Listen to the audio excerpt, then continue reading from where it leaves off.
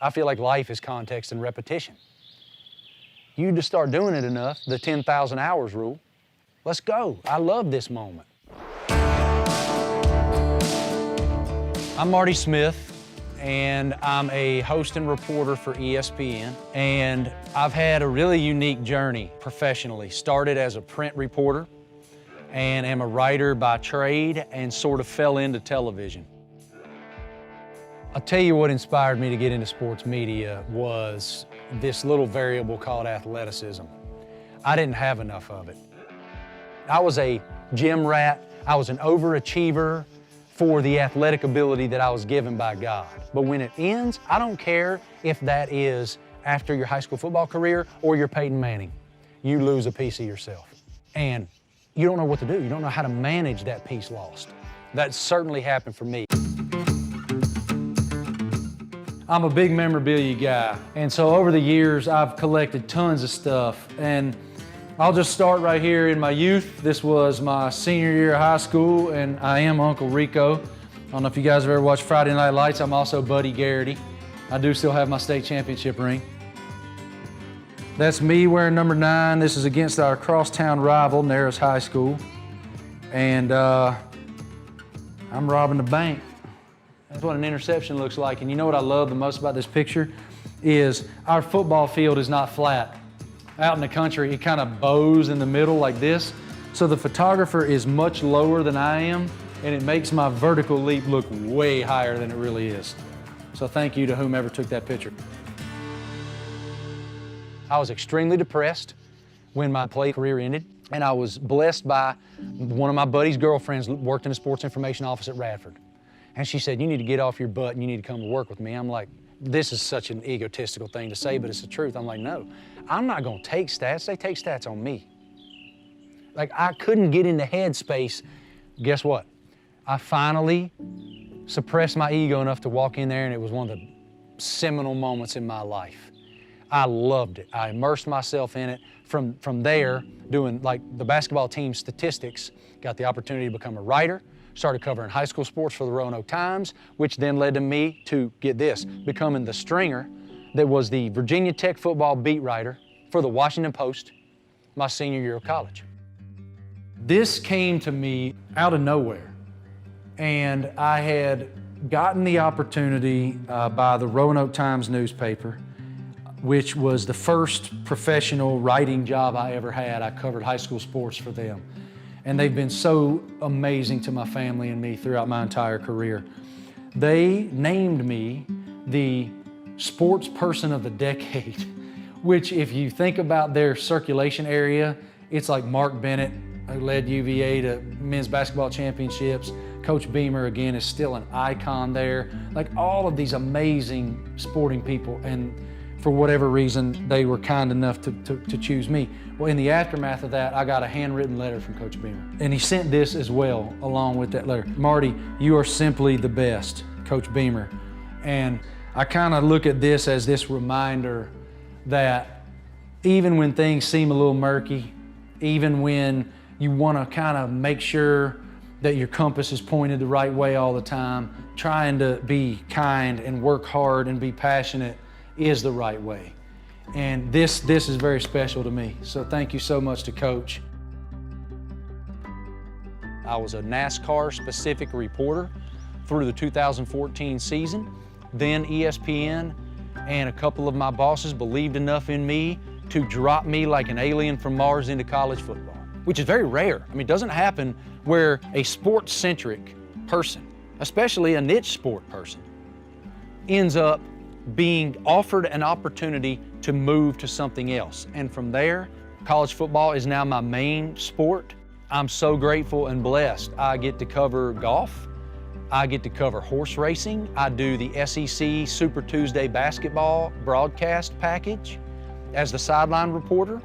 So I've been so fortunate to immerse myself in so many different sports and meet so many amazing people along the way. So that's the professional side. That's what I am, that's not who I am. I'm a husband to Lainey. We've been married 21 years. I can't even believe that. You meet a lot of people in this life who have different personalities or different paths, but innate grace is something that's kind of rare to happen upon, and my wife just has it. She's an amazing person and my greatest sounding board, an amazing critic when necessary, and has perspective every single day for me that I need. I believe that humility and self-confidence walk hand in hand, and insecurity and arrogance walk hand in hand. And so I have kind of transitioned from one to the other. And Lainey has seen this evolution in me and been willing to evolve. That is such an amazing thing because so much of that was her perspective helping me find mine.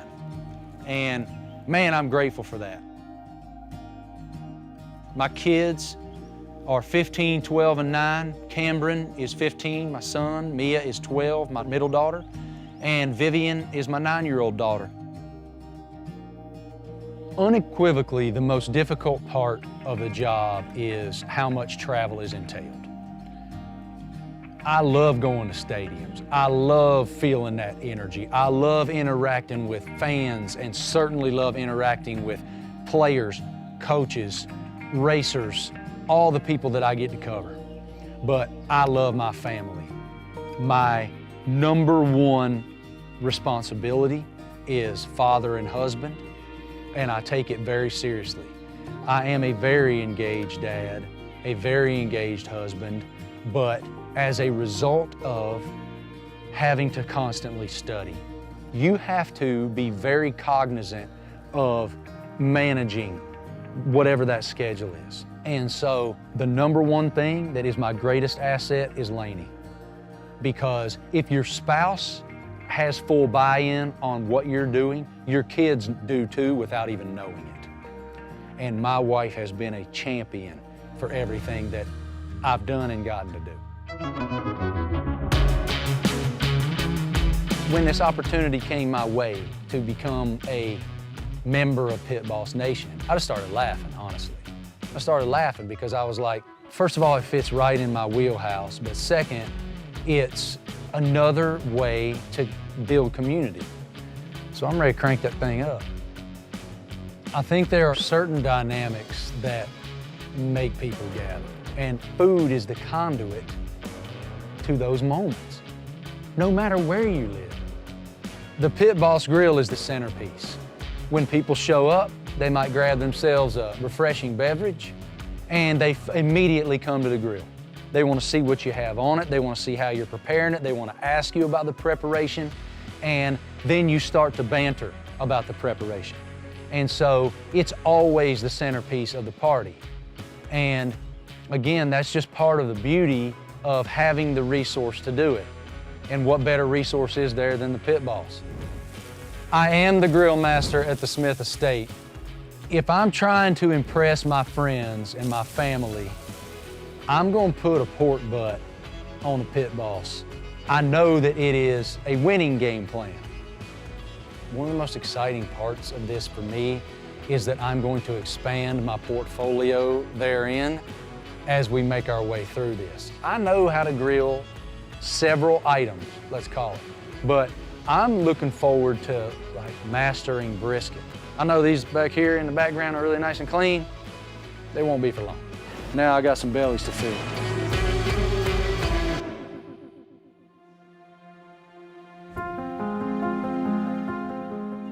ESPN to me is a platform for a purpose, and that purpose is kindness, effort, passion. I believe in this world, the vast majority of what we face is uncontrollable. Now, if you're someone who is a person of faith, you believe it's already written. But nonetheless, 90+% of what I face every single day out there is out of my control. But when I get up every single day and I look in the mirror, I know I control three things. I control kindness, I control effort, and I control passion. I decide how kind I'm going to be. I decide what effort I'm going to put forth, and I decide how positive my energy is going to be. There's way better reporters than me. There's better interviewers, or certainly better looking people, but I'll never be outpassioned. This is where I sit to watch the sunset. It's hard to describe the feeling that the water gives me. The relaxation. A bass just came up and said hello. 4 feet away. I've just been so fortunate myself because people believed in me even sometimes when I didn't believe in myself. And gave me opportunity that I hadn't earned and didn't deserve, but saw something in me and gave me that chance. And the willingness to work hard and be kind to other people really matters. You know, Luke 12:48 says, to whom much is given, much is required. And I've been given a lot, and we're blessed to have it.